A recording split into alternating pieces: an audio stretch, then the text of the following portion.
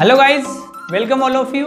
आज हम पढ़ेंगे इलेक्ट्रोस्टैटिक्स का पार्ट नंबर 16, जिसमें हम पढ़ने वाले हैं बहुत अच्छा टॉपिक, और टॉपिक का नाम है सतत आवेश वितरण। ठीक है, टॉपिक से स्पष्ट हो रहा है आवेश का वितरण।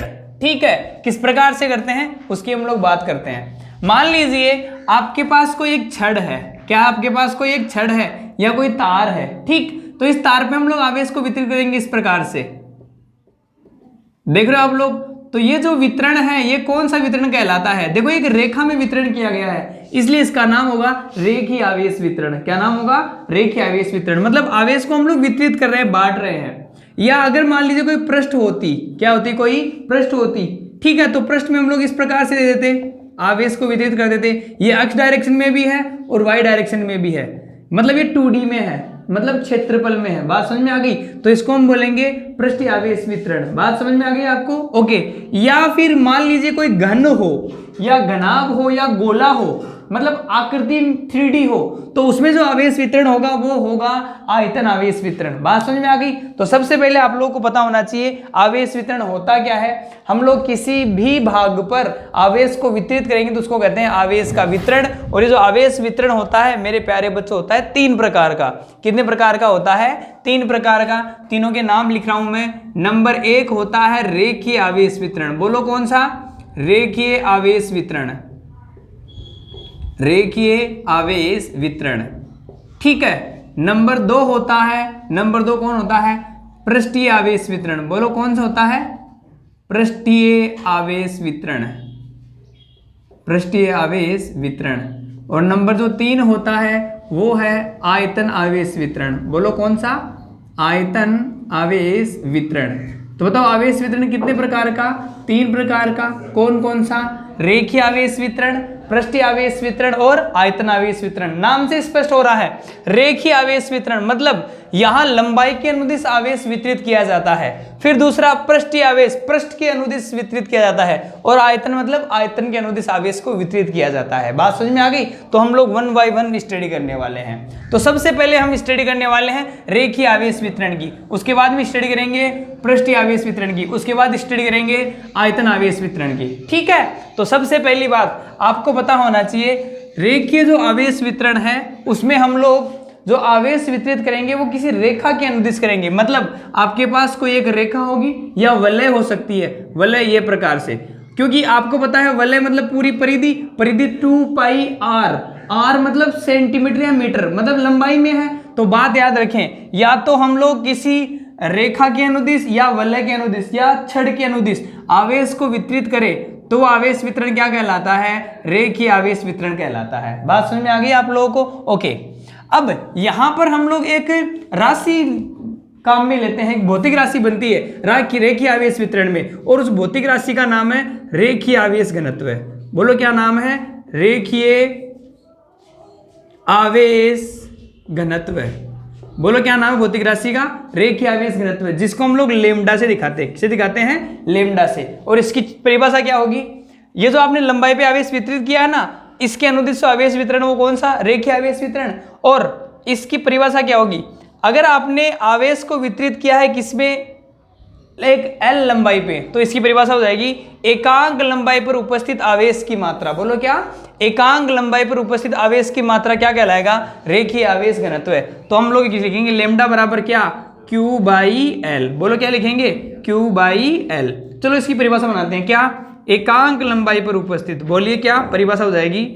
एकांक लंबाई पर उपस्थित, एकांक लंबाई पर उपस्थित आवेश की मात्रा, एकांक लंबाई पर उपस्थित आवेश की मात्रा, आवेश की मात्रा क्या कहलाता है? रेखीय आवेश घनत्व कहलाता है। रेखीय आवेश घनत्व कहलाता है। ठीक है। अच्छा, फॉर्मूला क्या हो जाएगा इसका? लेमडा बराबर Q अपॉन L। चलो मात्रक की बात करते हैं। किसकी बात करते हैं? इसके मात्रक की। चलो मात्रक बनाइए। ऊपर कौन है? आवेश। आवेश का मात्रक होता है कूलाम प्रति लंबाई है, लंबाई का मात्रक होता है मीटर। तो बताओ आवेश रेखीय आवेश घनत्व का मात्रक क्या हो जाएगा? कूलाम प्रति मीटर। चलो इसकी विमा बनाते हैं। क्या बनाते हैं? इसकी विमा। आपको पता है विमा सबसे पहले ऊपर किसकी विमा लिखेंगे, कूलाम की, और कूलाम की विमा आप जानते हैं, बोलो क्या होती है, A1T1 डिवाइडेड बाई नीचे किसकी विमा, मीटर की विमा, मीटर की विमा आप जानते हैं कौन होती है, L1। ओके, तो इसको हम लोग कॉमन करेंगे तो ऊपर जाएगा L1। तो बताओ विमा क्या हो जाएगी इसकी, इसकी विमा हो जाएगी मेरे प्यारे बच्चों क्या, ऊपर तो मास तो है ही नहीं, तो मास कितना m0, L ऊपर जाएगा तो L-1, ऊपर कौन T1 और साथ में कौन A1। ये किसकी विमा हो जाएगी, रेखीय आवेश घनत्व की विमा। बात समझ में आ गई। ओके, इसी प्रकार से अगला जो हमारा है वो कौन है, पृष्ठीय आवेश वितरण। मतलब अगर आवेश का वितरण किसी पृष्ठ के अनुदिश हो, किसी क्षेत्रफल के अनुदिश हो, मतलब आप क्या लेंगे, कोई पृष्ठ लेंगे और आवेश का वितरण इस पृष्ठ के अनुदिश हो, तो इस वितरण को क्या, कौन सा वितरण बोलते हैं, पृष्ठीय आवेश वितरण बोलते हैं। बात समझ में आ गई आप लोगों को। ओके, तो सबसे पहले इसकी परिभाषा क्या, कि किसी पृष्ठ के अनुदिश या किसी क्षेत्र के अनुदिश आवेश का वितरण क्या कहलाता है, पृष्ठीय आवेश वितरण कहलाता है। बात समझ में आ गई। फिर हमारे पास एक भौतिक राशि बनती है, जैसे यहां पर एक भौतिक राशि बनी, कौन सी, रेखीय आवेश घनत्व, वैसा का वैसा यहां एक भौतिक राशि बनेगी जिसका नाम है पृष्ठीय आवेश घनत्व। बोलिए क्या नाम है, पृष्ठीय आवेश घनत्व। आप लोगों के लिए नए नाम जरूर है, बट आप इसको बार बार रिपीट करेंगे तो आप इनके आदी हो जाएंगे। बताइए अगली राशि कौन सी है, पृष्ठीय आवेश घनत्व।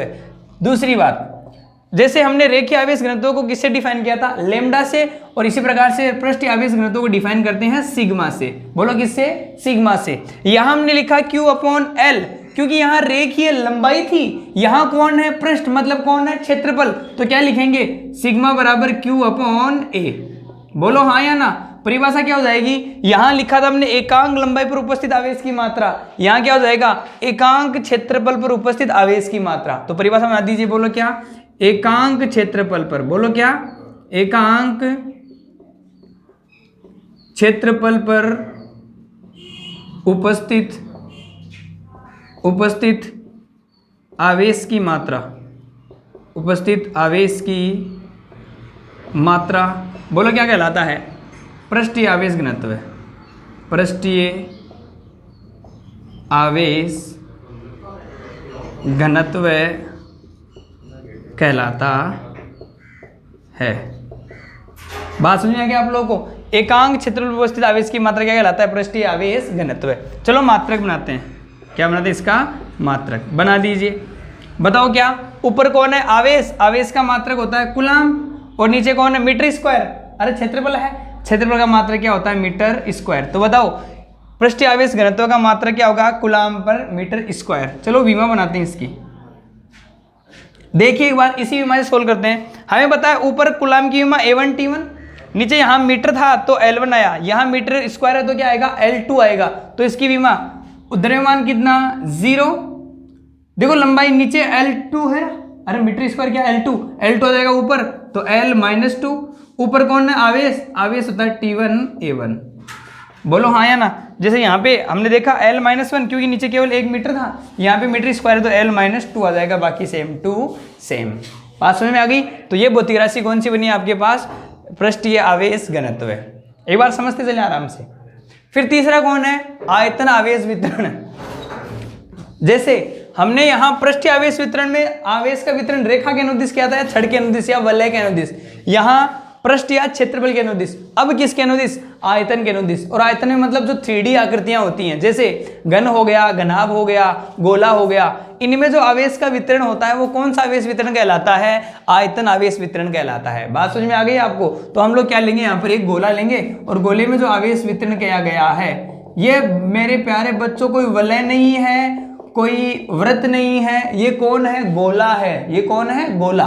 मैं लिख देता हूं यहाँ पे, ये कौन है, गोला है। गोला मतलब किसमें, 3D में है। तो गोले में जो आवेश का वितरण है वो कौन सा कहलाता है, आयतन आवेश वितरण।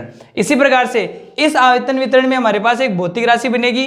जैसे इसका नाम आया रेखीय आवेश घनत्व, इसका नाम आया पृष्ठीय आवेश घनत्व, तो इसका नाम आएगा आयतन आवेश घनत्व। तो हमारी जो अगली भौतिक राशि है वो कौन है, आयतन आवेश घनत्व। बोलो कौन है, आयतन आवेश घनत्व।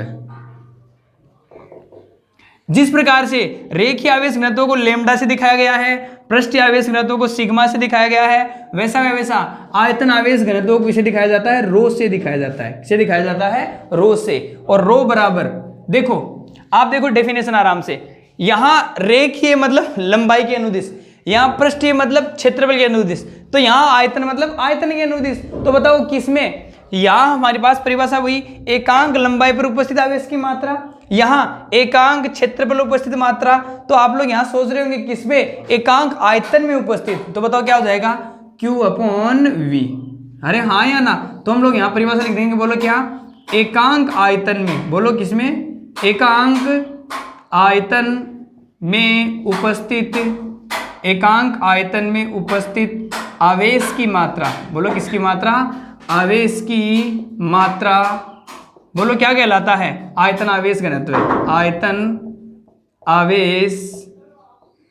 आवेश घनत्व कहलाता है, घनत्व कहलाता है। बोलो किसमें, एकांक आयतन में उपस्थित आवेश की मात्रा, वो क्या कहलाता है, आयतन आवेश घनत्व है। चलो मात्रक बनाते हैं इसका, बनाइए मात्रक, मात्रक बना देते हैं। मात्रक तो बहुत ही आसान है। बताओ ऊपर कौन आवेश का मात्रक कूलाम, नीचे कौन आयतन का मात्रक मीटर क्यूब, बोलो हाँ या ना। चलो विमा बनाते हैं। नीचे देखो यहाँ मीटर आया तो L-1 बना, यहाँ मीटर स्क्वायर आया तो L-2 बना, अब मीटर क्यूब आया तो L-3 बन जाएगा। तो बताओ विमा क्या हो जाएगी, बहुत आसान, m0 L-3 और आवेश ऐसा कैसा T1A1, बोलो कौन, T1A1।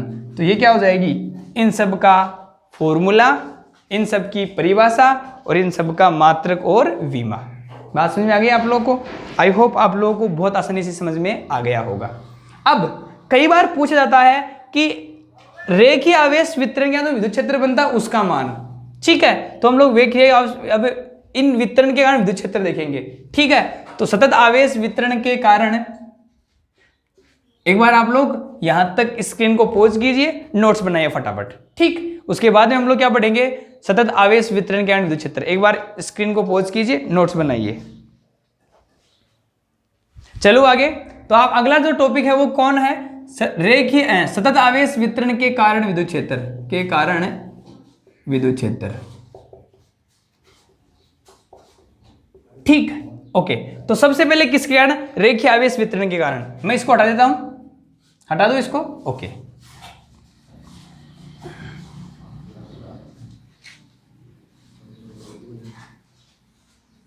इसको भी हटा देता हूं मैं, ओके। तो सबसे पहले बताओ किसके कारण विद्युत क्षेत्र, रेखीय आवेश वितरण के कारण विद्युत क्षेत्र। तो आपको पता है विद्युत क्षेत्र के लिए कोई ना कोई एक पॉइंट देखा जाता है। तो मैं मानता हूं यहां पर इस आवेश वितरण से r दूरी पर कोई बिंदु P स्थित है जिस पर हमें विद्युत क्षेत्र की तीव्रता निकालनी है। अब आपको पता है कौन सा आवेश है, धनावेश, तो इसके कारण इस पर विद्युत क्षेत्र की तीव्रता किधर होगी, बाहर की तरफ होगी, ई वेक्टर, बोलो हाँ या ना। अब आपको पता है यहां इस बिंदु से, बाकी आप देखो ध्यान से, यहां पर तो आवेश का वितरण बहुत ज्यादा दे रखा है, तो हम लोग क्या लेंगे, कोई अल्पांश लेंगे, क्या लेंगे, कोई अल्पांश, और कितनी लंबाई का अल्पांश लेंगे, dl लंबाई का अल्पांश लेंगे। बात समझ में आ गई? अगर dl लंबाई का अल्पांश ले तो यहाँ पे आवेश भी कितना होगा, dq होगा, आवेश भी कितना होगा, dq होगा, ठीक है। तो आपको पता है बिंदु आवेश का विद्युत क्षेत्र, तो हम जानते चूंकि E बराबर क्या होता है, KQ/r² इंटू आर कैप होता है, बोलो होता कि नहीं होता। लेकिन स्थिति के अनुसार बताओ, हम लोग अल्पांश ले रहे हैं तो अल्पांश के लिए Q लेंगे कि DQ लेंगे, आप बोलेंगे सर DQ लेंगे, तो विद्युत क्षेत्र की तीव्रता भी क्या हो जाएगी, अल्प हो जाएगी। तो हम लोग लिखेंगे चूंकि अल्पांश के लिए, बोलो क्या, अल्पांश आवेश के लिए, अल्पांश आवेश के लिए विद्युत क्षेत्र, बताओ क्या हो जाएगा, DE वेक्टर, बोलो हाँ या ना, क्या हो जाएगा, DE वेक्टर, बोलिए क्या, Q का मान हो जाएगा DQ डिवाइडेड बाई r², साथ में कौन, r के, ठीक। एक छोटी सी बात आप मेरे को बताइए, हमें पता है हम इस राशि को DQ को एक रूप में और बना सकते हैं, क्योंकि हमें पता है यहाँ पे कौन सा वितरण है, रेखीय आवेश वितरण, तो हमें पता है हम लोग यहाँ पे इसको रेखीय आवेश घनत्व के रूप में बना सकते हैं। तो आपको पता है जो रेखीय आवेश घनत्व लैम्डा होता है वो होता है Q/L, बोलो क्या होता है वो, Q/L। लेकिन हम लोग यहाँ पे किसकी कल्पना करें, अल्पांश की, तो बताओ क्या हो जाएगा, ये DQ/dl हो जाएगा, बोलो होगा कि नहीं होगा, अरे अल्पांश से तो DQ/dl हो जाएगा। तो आप मेरे को बताइए यहाँ से क्या आप लोग DQ का वैल्यू बता सकते हैं, तो बताओ DQ बराबर क्या हो जाएगा यहाँ से, लैम्डा इंटू DL, अरे हाँ ना, तो लेमडा इंटू डी एल। बोलो समझ में आया कि नहीं आया? तो हम लोग डी क्यू की जगह क्या रख सकते हैं, लेमडा इंटू डी एल रख सकते हैं। तो बोलो या डी ई वेक्टर बराबर क्या हो जाएगा, ये हो जाएगा बोलो के ऐसा का ऐसा, डी क्यू से क्या रख सकते हैं, lambda D L divided by R square और साथ में कौन आर कैप। या हम लोग ये तो अल्पांश के लिए निकाल रहे हैं, संपूर्ण के लिए निकालेंगे तो क्या कर देंगे समाकलन। तो या ई वेक्टर बराबर क्या कर देंगे आप, समाकलन कर देंगे और बोलो क्या के lambda D L upon R square into R cap. या इसको हम लोग एक रूप में और लिख सकते हैं, बोलो क्या ई बराबर क्या के को बाहर ले सकते हैं, तो के को ले लीजिए आप बाहर, अंदर कौन हो जाएगा, अंदर हो जाएगा lambda D L upon R square into R cap. ये हो जाएगा किसके कारण, रेखीय आवेश वितरण के कारण विद्युत क्षेत्र की तीव्रता। बात समझ आ गई। फिर दूसरा कौन सा निकालेंगे, पृष्ठीय आवेश वितरण के कारण विद्युत क्षेत्र की तीव्रता। ठीक है, तो वही आपको पता है, आपको क्या पता है, विद्युत क्षेत्र। यहां हम लोग फिर से देखो हमारे पास पता नहीं बहुत सारे आवेश दे रखे हैं, तो सबसे पहले हम लोग किसके लिए निकालेंगे, अल्पांश के लिए। तो आप लोग यहाँ पे कोई एक अल्पांश की कल्पना करेंगे। ठीक है, ये लीजिए हमने कल्पना कर ली अल्पांश की। तो इसके कारण विद्युत क्षेत्र की तीव्रता मान लीजिए इस बिंदु P पर निकाल रहे हैं, तो इसके कारण विद्युत क्षेत्र की तीव्रता किधर होगी, इस पर बाहर की तरफ होगी। बात समझ में आ गई। तो इसकी जो विद्युत क्षेत्र की तीव्रता आएगी, ये अल्पांश के कारण निकाल रहे हैं, तो ये कौन सा आवेश हो गया, अल्पांश आवेश। तो यहाँ का जो क्षेत्रफल, ये पूरा क्षेत्रफल यदि A है तो इसका क्षेत्रफल कितना होगा, DA होगा। बोलो होगा कि नहीं होगा।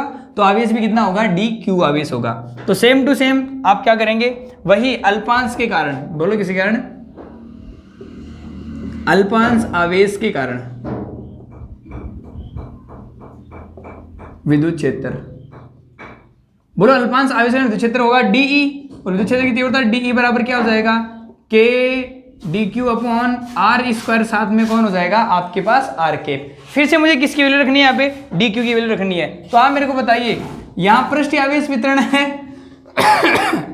पृष्ठीय आवेश वितरण में पृष्ठीय आवेश घनत्व काम में लेते हैं, और पृष्ठीय आवेश घनत्व किससे दिखाया जाता है, सिग्मा से। तो चूंकि सिग्मा बराबर, आप जानते हैं सिग्मा बराबर होता है Q बाई A, सिग्मा बराबर क्या होता है, Q बाई A। लेकिन हम लोग यहाँ पे किसकी कल्पना करें, अल्पांश की, तो क्या हो जाएगा, ये DQ बाई DA हो जाएगा। तो मुझे यहाँ पे किसका मान रखना है, DQ का। तो बोलो या DQ बराबर क्या हो जाएगा, ये मल्टीप्लाई में, तो सिग्मा DA। क्या मैं ये मान यहाँ रख सकता हूँ, तो लिखेंगे तब, बोलो DE वेक्टर बराबर क्या हो जाएगा, K DQ का मान क्या, ये रहा sigma DA upon R square, साथ में कौन आर कैप। ये तो किसके कारण है, अल्पांश के कारण। यदि संपूर्ण के लिए निकालना हो तो क्या कर देंगे, समाकलन कर देंगे। तो लिखेंगे या DE का समाकलन हो जाएगा E vector equals to integration of K sigma DA upon R square, और साथ में कौन कर देंगे आप, आर कैप कर देंगे। बात समझ में आ गई आपको। ओके, या K को बाहर ले लीजिए, तो E इक्वल्स टू, बताओ K को बाहर ले लेंगे। आपको बताऊं, ये K अगर निर्वात हो तो लिखेंगे 1/4 पाई एप्सिलॉन नॉट, और माध्यम तो लिखेंगे 1/4 पाई एप्सिलॉन। ठीक है, तो K और अंदर क्या बचेगा, integration sigma DA upon R square, साथ में कौन आर कैप। ये क्या हो जाएगी, विद्युत क्षेत्र की तीव्रता। किसके कारण है, सिग्मा मतलब पृष्ठ आवेश वितरण के कारण, यहां लेमडा मतलब रेखीय आवेश वितरण के कारण। अभी अगला कौन सा आएगा, आयतन। तो बताइए यहाँ पे बिना सोचे समझे आप क्या लिखेंगे, आयतन आवेश घनत्व मतलब रो, और यहाँ पे लिख देंगे DV। तो चलो बनाते हैं। अब हम किसके कारण वितरण देख रहे हैं, किसके कारण विद्युत क्षेत्र की तीव्रता देखेंगे, आयतन वितरण के कारण। तो आपको पता है इसके कारण भी हम लोग क्या लेंगे, एक अंदर छोटे गोले की कल्पना करेंगे, उसका जो आयतन होगा वो कितना आयतन होगा आपके पास, DV आयतन होगा, और उसके पास आवेश कितना होगा, DQ होगा। और इसके कारण इस पर मान लीजिए बिंदु विद्युत क्षेत्र की तीव्रता किधर होगी, बाहर की तरफ होगी।